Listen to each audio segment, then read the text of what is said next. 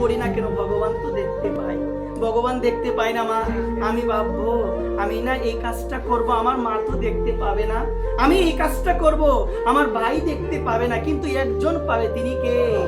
তিনি হচ্ছে ভগবান। আমি একটা কথা বলি, একটা দৃষ্টান্ত আমি দিই, একটু মনোযোগ সহকারে শুনো মা কথাটা। এই প্রসঙ্গে বলছে মা, এক সাধু ছিল, সে ব্রাহ্ম মুহূর্তে স্নান করে। সাধুর একটা লক্ষণের মধ্যে পড়ে, সে ভোরবেলা স্নান করবে। কি করবে? সে ভোরবেলা স্নান করবে। কেন? ভোরবেলা কার আরতি করতে হবে বলো না? স্নান করে মঙ্গল আরতি করতে হবে। একবার এক সাধু ছিল, তো ওই সাধু না মা ভোরবেলা ঘুম থেকে উঠে ওই গঙ্গা নদীতে গিয়ে স্নান করে। স্নান করার পরে ভগবানের সেবা আদি ভগবত কর্ম আদি করে। তোমার এক সময় সে নদীতে গিয়েছিল স্নান করার জন্য। সেদিন বেজেছিল প্রায় 3:30 নাগাদ। তখন সে যখন স্নান করতে গিয়েছে, স্নান করতে যাওয়ার পর হঠাৎ গঙ্গা নদীর পাশে 3 জন ব্যক্তিকে দেখতে পেল। ব্যক্তিকে দেখার পরে সে ভাবলো, এত রাত্রিবেলায় গঙ্গা নদীর তীরে তাদের আমি দেখতে পেলাম, তারা মনে হয় আমার মতোই সাধু। সাধুর মন তো নরম, সাধুর মতো গরলতা নাই মা। এই প্রসঙ্গে আমি বলি একটা কথা, আমি ভাবি একটাই কথা, বৈষ্ণব অমুক তমুক অনেক বলি, প্রসাদ পাচ্ছে বৈষ্ণব, কিন্তু একটা বিষয় আমি উপলব্ধি করি, যার মধ্যে সরলতা নাই সে বৈষ্ণব হতে পারবে না, যার মধ্যে সরলতা আছে সেই বৈষ্ণব হতে পারবে। সাধুর মন অনেক সরল হবে, সাধুর মনের মধ্যে কোনো ধরনের হিংসা থাকবে না মা, সাধুর মনের মধ্যে কোনো ধরনের গরলতা থাকবে না মা, সাধুর মনের মধ্যে কঠিন ভাব থাকবে না। কারণ মনে রাখবে মা, মন যদি কঠিন হয়, নাম করলে তো মন এত সহজে গলবে না। এই কারণে বলছি কি, মনটাকে সরল করো, তাহলে ভগবান তোমার ওই সরল মন থেকে নাম নিতে পারবে, ক্রিয়া হবে। এই প্রসঙ্গে বলছি কি, ওই সাধুর মন তো সরল, মনে তো কোনো কুটিনাটি নাই।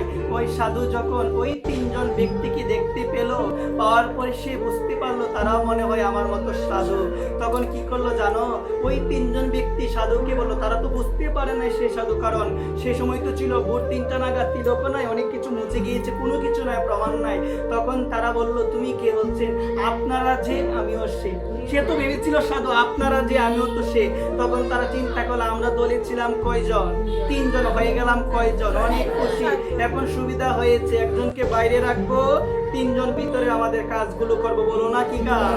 চুরি করবো। একবার সাধু তো জানে নাই, সাধু বুঝতেও পারে নাই, বলেছিল দেখো স্নান করতে তো পারবে, স্নান পরেই করো, কিন্তু এখন আমাদের সাথে চলো। সে তো ভাবে নাই, সে ভেবেছিল মনে হয় কোনো জায়গায় গিয়ে ভগবানের নাম করবে, কোনো জায়গায় গিয়ে আমার রাধারানীর নাম করবে। গিয়েছিল, যাওয়ার পরে যখন একজনের বাড়িতে প্রবেশ করবে, বুঝতে পেরেছিল, হাই রে, কার সাথে আমি আসলাম। এখন যদি নাও করি, তারা 3 জন, আমি একা, আমাকে যদি মেরে ফেলে আমি কি করব? তখন বললো যে তোমার হাতে কোনো কিছু আছে কি? বলছে না, আমার হাতে কোনো কিছু নাই। তখন তারা 3 জন বললো, তুমি বাইরে থাকো, আমরা 3 জন ঘরে প্রবেশ করছি, তোমার হাতে একটা মাটির ডেলা দিলাম আমরা, যখন কাউকে দেখবে ওই ডেলাটা ঢিল দিবে, তাহলে বুঝতে পারবো কেউ এসেছে, আমরা দৌড় দিয়ে পালিয়ে যাবো। একবার কার হাতে ডেলা দিল বলো সবাই? সাধুর হাতে ডেলা দিয়ে 3 জন গেল। 3 জন চোর গেল না, 3 জন সাধু গেল? চোর গেল। কোথায় গেল? চুরি করার জন্য বাড়ির মধ্যে প্রবেশ করেছে। প্রবেশ করার পরে অনেক সময় হয়ে গিয়েছে, প্রায় 30 মিনিট হয়ে গিয়েছে। তখন ওই সাধু সেই চিন্তা করলো, তারা তো আমাকে বলেছিল যদি কাউকে দেখতে পায় তাহলে কি করবো, ঢিল দেওয়ার জন্য, কিন্তু একজন তো সবকিছু দেখছে, কোনো মানুষ তো নাই, একজন তো দেখছে। ওই কথা চিন্তা করে ঢিল মারলো। ঢিল মারার পর তারাও তাদের সবকিছু রেখে পালিয়ে গেল, ওই সাধু দৌড় দিয়ে পালিয়ে গেল। একবার কিছুদিন পরে, লক্ষ্য রাখো এই জায়গায়, কিছুদিন পরে ওই সাধুর সাথে দেখা হয়েছে। দেখা হওয়ার পর বলছে, কি গো, তুমি সেদিন কাকে দেখেছিলে? কোনো মন্ত্রীকে দেখেছিলে না কোনো মানুষকে দেখেছিলে? বলছে, আমি তো কাউকে দেখতে পাই নাই। বলছে, আমি কাউকে দেখি নাই, দেখতে পাই না। তাহলে তুমি ঢিল কেন মারলে? তারা রেগে গিয়েছে। বলছে, তাহলে ঢিল কেন মারলে? তাহলে ঢিল কেন দিলে? আমরা তো বলেছিলাম কাউকে দেখতে পেলে কি মারতে হবে, ঢিল মারতে হবে। তাহলে তুমি যদি কাউকে দেখতে নাই পাও, তাহলে তুমি ঢিলটা কেন মেরেছো? তখন সে বলল, দেখো আমি না একটা জিনিস ভেবেছিলাম, জগতের মানুষ যদি কোনো কিছু নাও দেখে, তোমরা চুরি করছো, কেউ যদি নাও দেখে, রাজা যদি নাও দেখে, মন্ত্রী যদি নাও দেখে, সাধারণ মানুষ যদি নাও দেখে, আমি চিন্তা করলাম আমার প্রভু তো সবকিছু দেখছে, আমার প্রভু তো সবকিছু দেখে, আমার প্রভুকে তো কোনো কিছু লুকিয়ে করা যায় না, তিনি অন্তর্যামী, তিনি সবকিছু জানেন, তিনি সবকিছু দেখেন। তাহলে আপনারা তো বলেছিলেন যদি কেউ পায় আমাকে ঢিল মারার জন্য। তো আমি ভাবলাম আমার ভগবান দেখছে, এই কারণে আমি ঢিল মেরেছি একবার।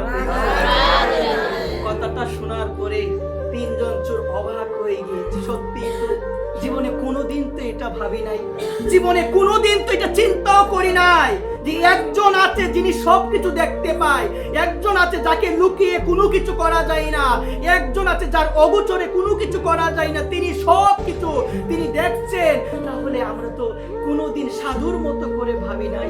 তখন সাধুকে বললো যে আপনি কে, আপনার পরিচয়টা দিন। বলছেন আমি হলাম ভগবানের একজন দাস, আমি হলাম ভগবানের দাস, আমি ভগবানকে ডাকি, আমি ভগবানকে স্মরণ করি, আমি ভগবানকে সর্বদা ভগবানের নামে আমি মগ্ন থাকি। তারা তখন চিন্তা করলো আমাদের জীবনে এতদিন আমরা যা করেছি সবকিছু আমাদের বিফলে গেল, একটা জিনিস আমাদের সঠিক কর্ম হয় নাই। সাধুর শ্রীচরণে পড়ে গিয়েছেন, বলছেন আমাদের ভুল হয়ে গিয়েছে, আপনি আমাদের ক্ষমা করে দিন। বলো না মা, ক্ষমা। সাধুর চরণে পড়ে গিয়েছে। সাধু বলছে দেখো, সাধু কি বলছে একটু ধ্যান দাও। এই জায়গায় বলছে কি, সাধু বলছে দেখো তোমরা তোমাদের ভুলটা বুঝতে পেরেছো, এটাই তো আসল জিনিস। কারণ এই জগতের মধ্যে যে ব্যক্তি তার ভুল বুঝতে পারে তাকে আমার রাধারানী ক্ষমা করে দিই। অনুতপ্ততা পরিবর্তনের অন্যতম লক্ষণ। আমি আমার মায়ের সাথে খারাপ ব্যবহার করেছি, এখন কিছুদিন পরে আমার মধ্যে একটা অনুতপ্ততা আসলো, হাই রে আমি যে ব্যবহারটা করলাম এটা তো আমার ঠিক হয় নাই, আমি যে কাজটা করলাম এটা তো আমার ঠিক হয় নাই। শাস্ত্র বলছেন যে ব্যক্তি তার কৃত কর্মের জন্য অনুতপ্ত হয় তাহলে তার সেই কর্মফল অনেকাংশে কমে যায় একবার।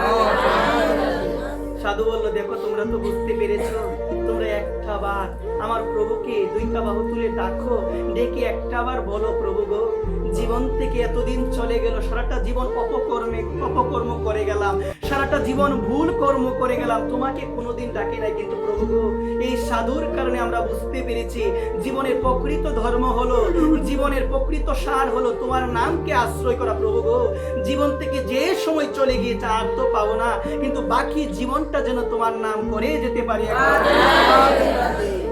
এই কথাটা বলতে হবে। এই কথাটা কারা বলেছিল?